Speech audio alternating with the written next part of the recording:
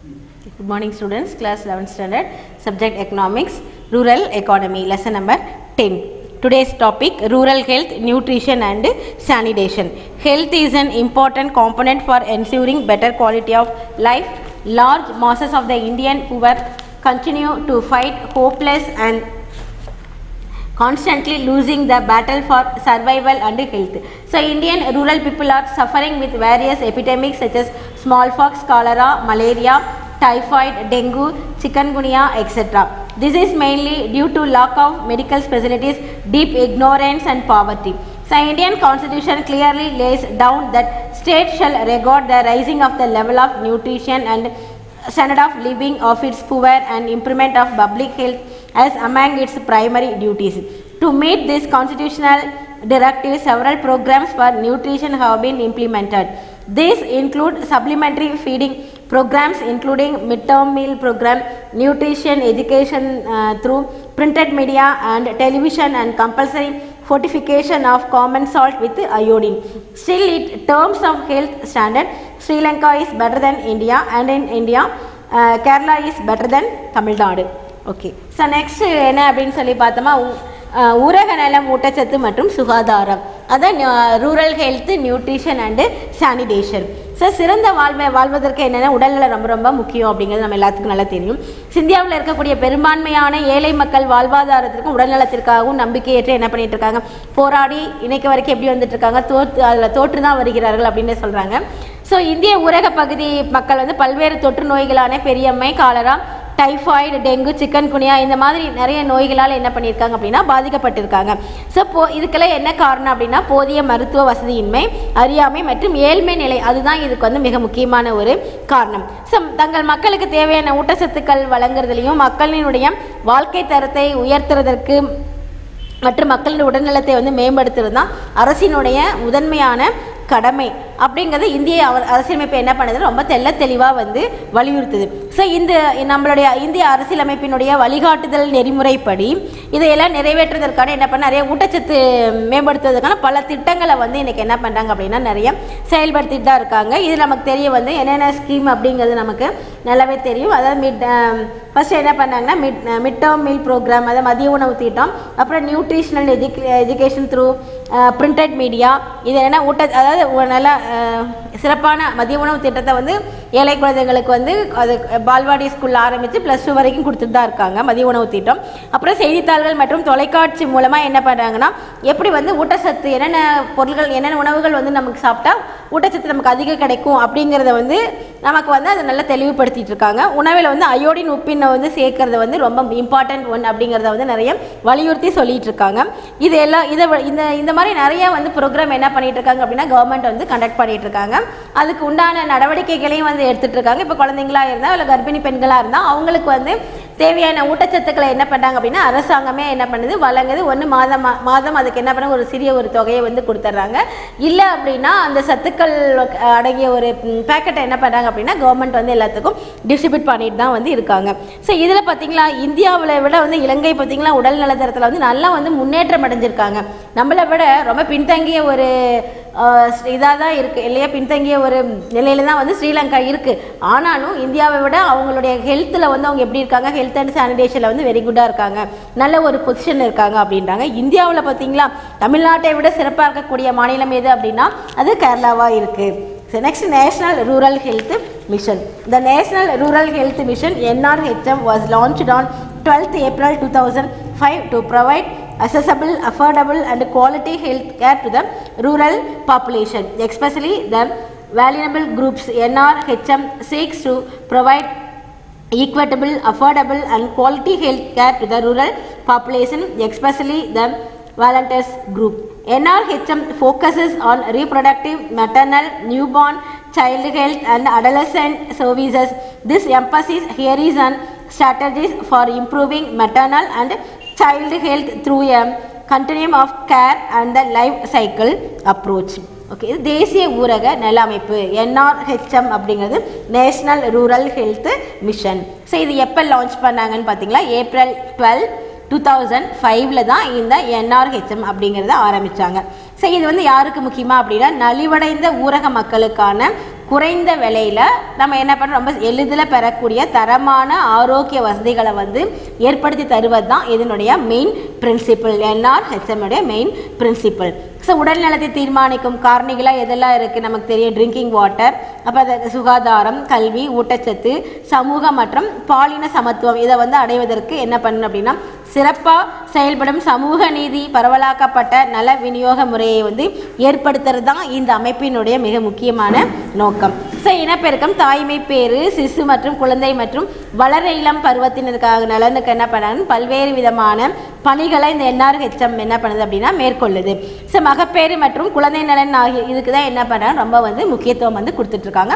இன்றைக்கி நமக்கு நல்லா தெரியும், ஒரு குழந்தை பிறந்ததுனா என்ன பண்ணுறாங்க, மிகப்பெரிய ஒரு பெட்டியே வந்து கொடுக்குறாங்க. அதில் வந்து குழந்தைக்கு தேவையான வந்து ட்ரெஸ்ஸு, சோப்பில் இருந்து அது 6 மாதம் வளர்கிறதுக்கு தேவையான ஊட்டச்சத்துக்கள், அந்த பால் பவுடர்லேருந்து எல்லாத்தையுமே வந்து கொடுத்துட்ருக்காங்க. அதே மாதிரி அந்த பெண்களுக்கும் என்ன பண்ணுறாங்க அப்படின்னா மாதம் மாதம் வந்து ஒரு குறிப்பிட்ட தொகையை வந்து என்ன பண்ணிட்டு இருக்காங்க அப்படின்னா பேங்க்கில் வந்து செலுத்திட்டு தான் இருக்காங்க.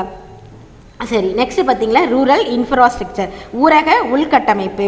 Rural housing. House is one of the basic needs of every family. Provision of better housing facilities increases the productivity of labor. The housing problem is getting aggravated due to rapid adoption of nuclear families. Housing does not mean provision of house alone, but also proper water supply, good sanitation, proper disposal of sewage, etc.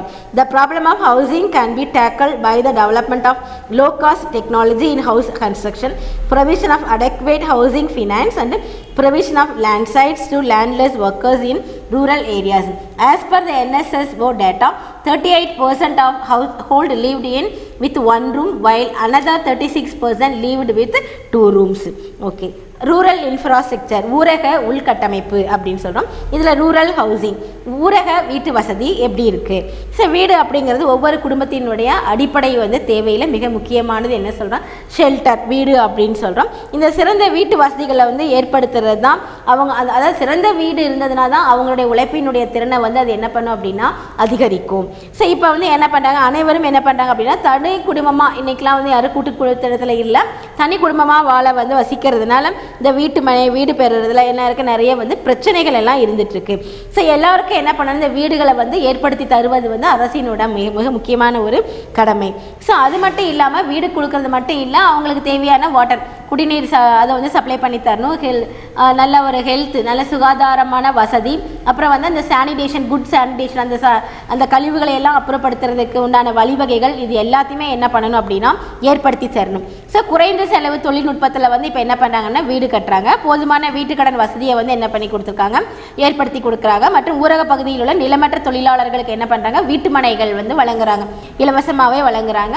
வீடு கட்டுவதற்கு என்ன பண்ணுறாங்க அப்படின்னா ஒரு குறிப்பிட்ட தொகையை வந்து ஒவ்வொரு பயனாளிகளுக்கும் வந்து அரசாங்கம் வந்து கொடுத்துட்டு தான் இருக்குது. இதில் வீட்டு மனை பெற நிறைய பிரச்சனைகள்லாம் இருந்தாலும் அந்த பிரச்சனைகளை வந்து சுலபமாக தீர்க்கிறதுக்கு இன்றைக்கி பல விதமான நடவடிக்கைகளையும் அரசாங்கம் வந்து எடுத்துகிட்டு தான் இருக்குது. ஸோ இந்த NSSO புள்ளி விவரத்தின்படி என்ன சொல்கிறாங்கன்னா 38% பீப்புள் வந்து பார்த்திங்களா ஒரு ரூம் மட்டும்தான் இருக்கக்கூடிய வீட்டில் வந்து எல்லோரும் வசிச்சுட்டு இருக்காங்க அப்படின்னு சொல்கிறாங்க. அது அடுத்து 36% பீப்புள் பார்த்திங்களா அவங்க வீட்டில் வந்து அந்த 2 ரூம் இருக்கக்கூடிய வீட்டில் வந்து வசிச்சுட்டு இருக்காங்க. Okay, next rural market, ஊரக அங்காடி.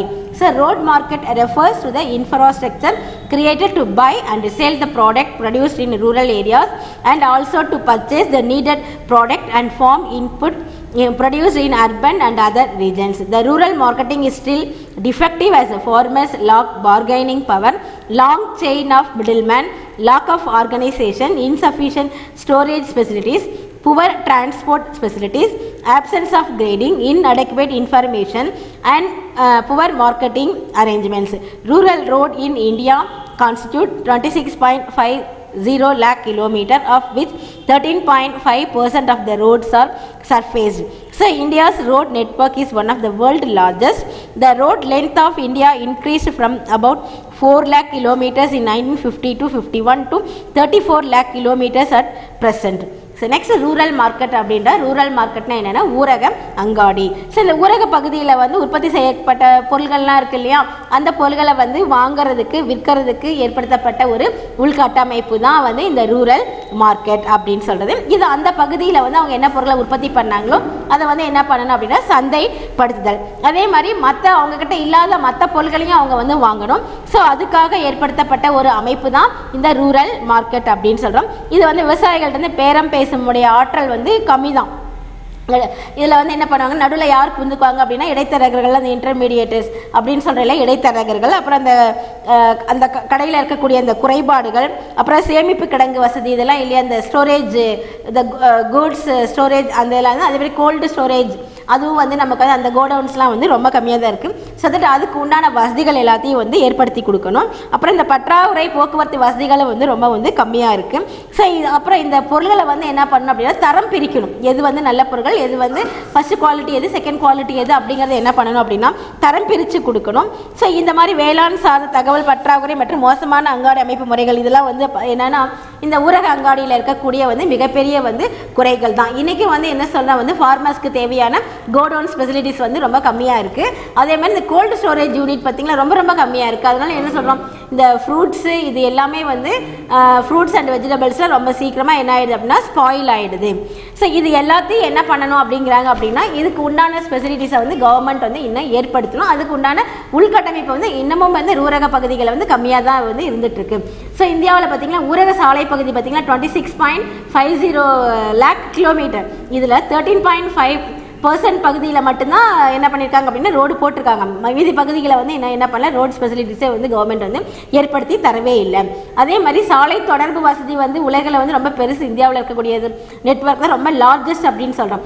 ஸோ 1950 and 51 பார்த்தீங்களா 4 lakh கிலோமீட்டர் தான் வந்து ரொம்ப லாங்கஸ்ட் ரோடாக வந்து இருந்தது. இப்போ 2018 பார்த்தீங்களா 34 lakhs கிலோமீட்டர் வந்து லாங்கஸ்ட் லென்த்து ரோடாக வந்து இருந்துகிட்ருக்கு. சரி, okay. Next rural road. The road transport is an important constituent of the transport system. Rural road constitute the very lifeline of rural economy.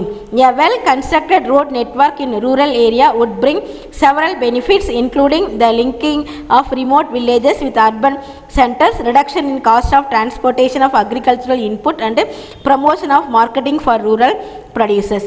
It helps the farmer to bring their produce to the urban markets and to have access to distant markets and other services.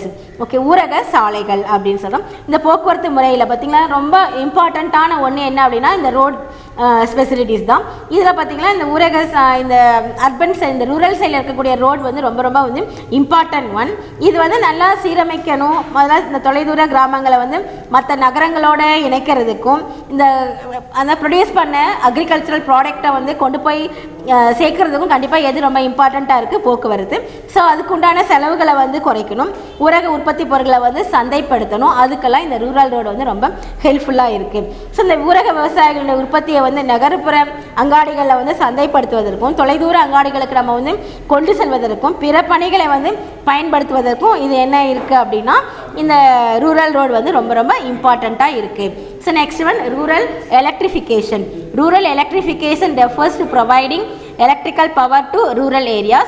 The main aim of rural electrification are to provide electricity to agricultural operation and to enhance agricultural productivity, to increase crop area, to promote rural industries and to lighting the villages. In order to improve this facility, the supply of electricity is almost free for agricultural purpose in many states, and the electricity tariff charged in rural areas is kept very low. In India, 99.25% of villages were electrified at the end of March 2017.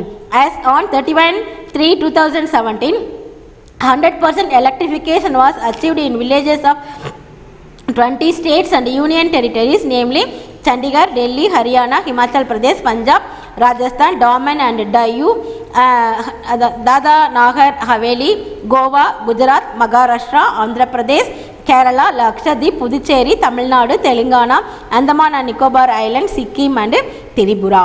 So, rural electrification அப்படின்னா என்னென்னா ஊரக மின்மயமாக்கல் அப்படின்னா தான் rural electrification. இந்த ஊரக மின்மயமாக்கல் அப்படிங்கிறது ஊரக பகுதிகளுக்கு தேவையான மின் வசதிகளை வந்து ஏற்படுத்தி தர்றது தான். இதனுடைய முக்கியமான நோக்கம் என்ன அப்படின்னா இந்த வேளாண் அந்த அக்ரிகல்ச்சர் சார்ந்த தொழில்களுக்கு கண்டிப்பாக என்ன வேணும் அப்படின்னா எலக்ட்ரிசிட்டி வந்து வேணும். ஏன்னா இரிகேஷன் அப்புறம் நம்ம வந்து தண்ணி நம்ம நிலத்துக்கு விடணும், நீர் பாய்ச்சணும் அப்படின்னா அதுக்கெல்லாம் என்ன தேவையாக இருக்குது அப்படின்னா எலக்ட்ரிசிட்டி வந்து ரொம்ப ரொம்ப இம்பார்ட்டண்ட்டாக இருக்கு இல்லையா.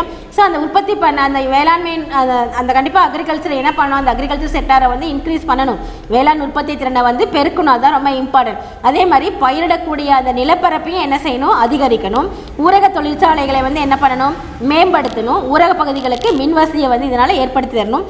வேளாண் உற்பத்தியை வந்து அதிகப்படுத்தினா தான் இந்தியாவில் இருக்கக்கூடிய பல மாநிலங்களில் என்ன பண்ணுறாங்க அப்படின்னா இலவசமாகவே என்ன பண்ணுறாங்க, மின்சாரம் வந்து இலவசமாக கொடுக்குறாங்க. எதுக்கு, வேளாண்மைக்கு மட்டும்தான் இல்லையா. ஸோ இதனால் என்ன அப்படின்னா இந்த இலவச மின்சாரம் வழங்குறதுனால ஊரக பகுதிகளில் இருக்கக்கூடியவங்க என்ன பண்ணுறாங்க அப்படின்னா ரொம்ப தாராளமாக இந்த அக்ரிகல்ச்சரை வந்து செய்கிறாங்க.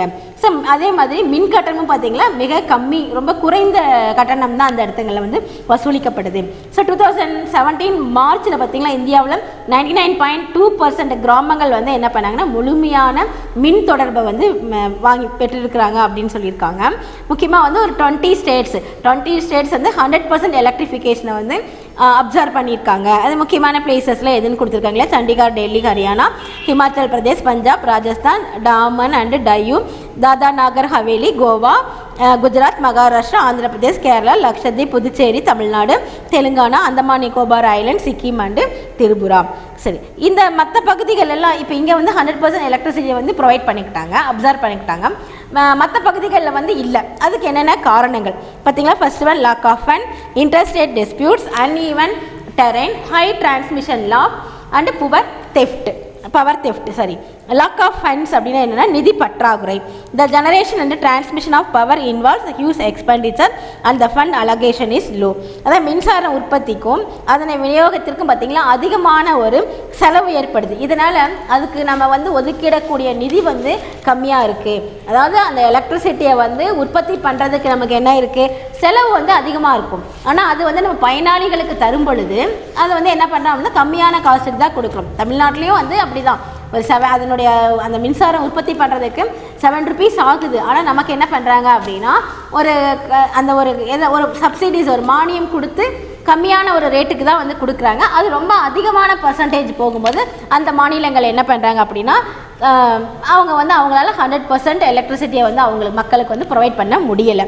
நெக்ஸ்ட் இன்டர் ஸ்டேட் disputes அப்படின்னா மாநிலங்களுக்கு இடையேயான பிரச்சனைகள். as there are interstate disputes in managing power project, power distribution is affected.